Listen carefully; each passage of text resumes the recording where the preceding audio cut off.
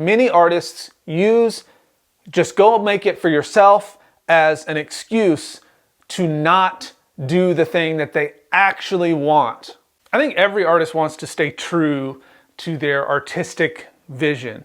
They want to be authentic to who they are, and a lot want to be able to make a living. And what I've learned is that there is one equation that we're going to talk about today that you can implement now. Like if you're watching this video and you take action on this, by the end of it, you will have clarity on how to be more fulfilled and more balanced in both the creative side as well as the business side, should that be your desire. All right, so let's take a look at this formula. Self plus serve equals success. And success equals fulfillment. And so in order for you to have success or fulfillment, you need to know what this is, right? And the problem is that most artists don't actually know what they want. So think about it this way. A lot of artists think that they want more views, right?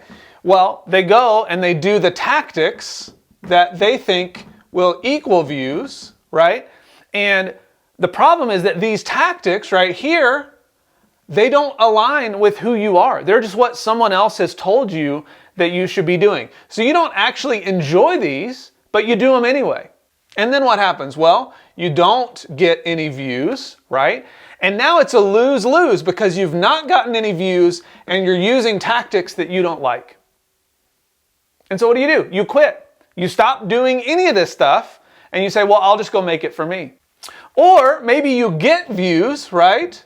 Let's call it, 10K views, but you still don't like the way that you got these views. And now you're afraid, well, I don't want to have to do this over and over. This is going to become a prison. And so you go back and you don't do it, right? You stop, you quit. Or you get the views, but you don't get any sales, right? And when you don't get any sales, like you realize, actually, I wanted sales, not views. Like that's not what I was looking for. And now again, it's a lose-lose. And now you're frustrated because you're like, well, now I got to start over. This is a waste of time. So what do? You quit. I'll just go do this for myself. I'll just make art for me. So what do you want, right? That's the question. You have to ask yourself what you really want. Because it's not views that you want, right? It's probably something more like community or connection with people, right? And people will say like, I want engagement. This is really what they're talking about. They want community, they want connection. And that makes sense, right? Because even from the beginning, when art was made, I love this thing that Adam Neely talks about where he says, forget where this came from, but the idea is that music is something that we do together. I think art is something that we do together. It's an experience that's created. So from the beginning, when art was made on cave walls and they were doing it in poor penmanship like mine, like there was something that happened there. So it's always been about connection, right? And so you don't want views, you want community and connection. Maybe it's something else, right? But I hope you just hear where I'm coming from here. And you don't want sales. Like what you really want is the opportunity to serve somebody because you don't want to feel like you're being salesy in some way. You want the opportunity to serve your family, right? With whatever they need. Maybe that's like groceries or, like paying your mortgage or just being a contributing part of the household with this beautiful thing that you get to do all the time. And ultimately what this comes down to is you want appreciation, right? This is so key. I think most artists want to feel appreciated for what they do, and you can't do that in a silo. You can't do that alone. So you have to ask yourself, like, what do I want? So ask yourself these questions. Why do you want views?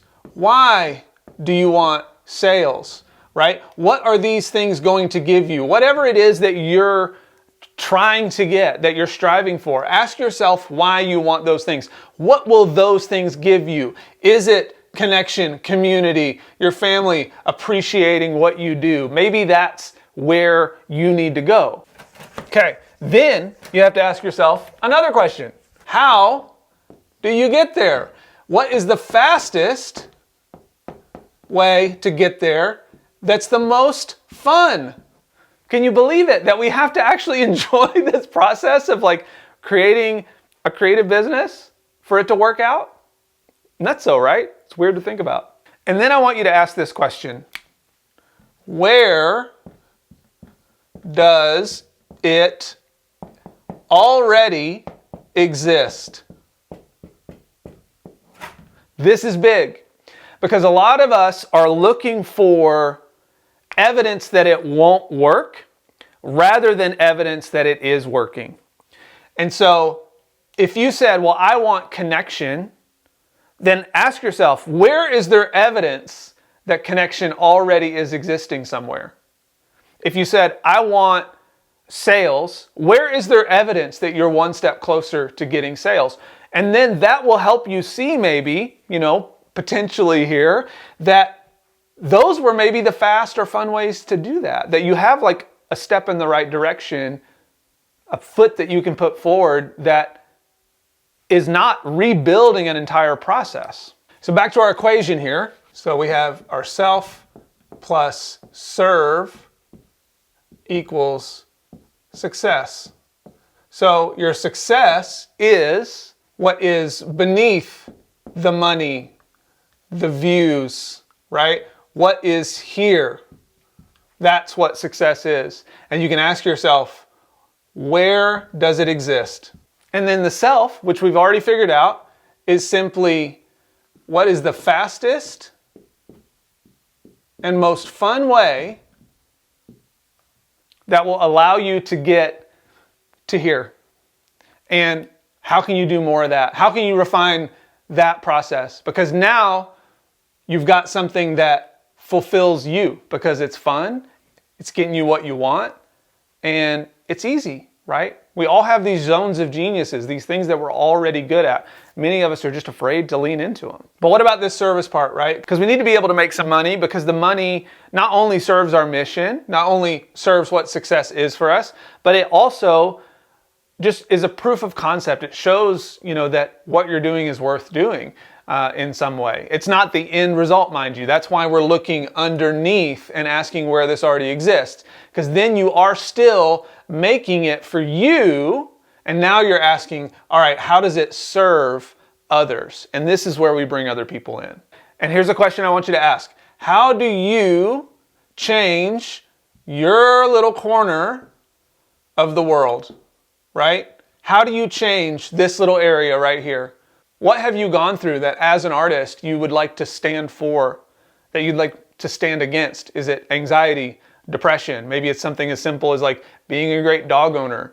Maybe it's helping people with ADHD or other neurodivergent tendencies. So let me tell you a story to illustrate what I mean here. So there was a gal named Chloe that came into my Creative Impact Academy, and she was very over social media, as many of you probably are, and very over the idea of like, she's like, I'm just going to do it for me then. Just forget it. I was like, okay, well, but don't you want to make money? Is that like, don't you want to create a business out of this? She's like, yeah, but if this is what I have to go through to do it, it's not worth it to me.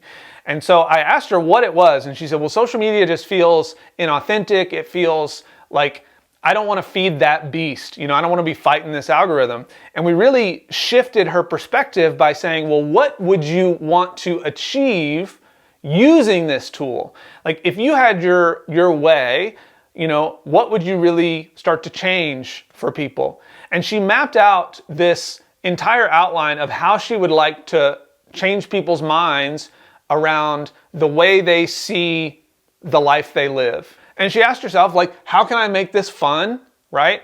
And I also gave her some frameworks, some communication things. She used things that she already knew. And she started talking about like how she wants to change her corner of the world. And she had 2 videos about these things get over 1 million views each. She ended up making thousands of dollars off of her art from this. And I asked her what she thought about social media, like what was different for her. And she said, well, I realized that I can be myself. I can show up for my people. And that's what this formula is. And here's the thing. I think artists deserve to make more money than anybody else because I think they are operating at the highest value, which is their imagination. And many of them, maybe it's you, just don't know how to communicate that value yet. And so you let statements like this get in your way that say, I will just do it for you and people will show up. That's not how it works. We'll just do it for you and you'll be happy. That's not how it works, right? Like, we are communal creatures. We want to do things that serve each other, and that's beautiful. And your art and you as an artist can absolutely serve people well. And I hope that this formula helps you see a new way of thinking about it. And real quick, I want to offer this to you as a synopsis in case this hasn't sunk in yet. Instead of just making art for you, make the process for you. Communicate your vision to the world for them. Offer them your work that does these things. And then do it over and over and over again. Because the more you do this, the more you'll learn where you can get better at making the process something that you love, at showing them the vision that you have, and at putting work out there that serves them well and that they can buy into. Because people don't buy art. I'm sorry to say it. They buy feelings. And when you make somebody feel something, it will change everything. Not only for them, but for you. Because I know ultimately as artists, that's what many of us want. It's just to make somebody feel something.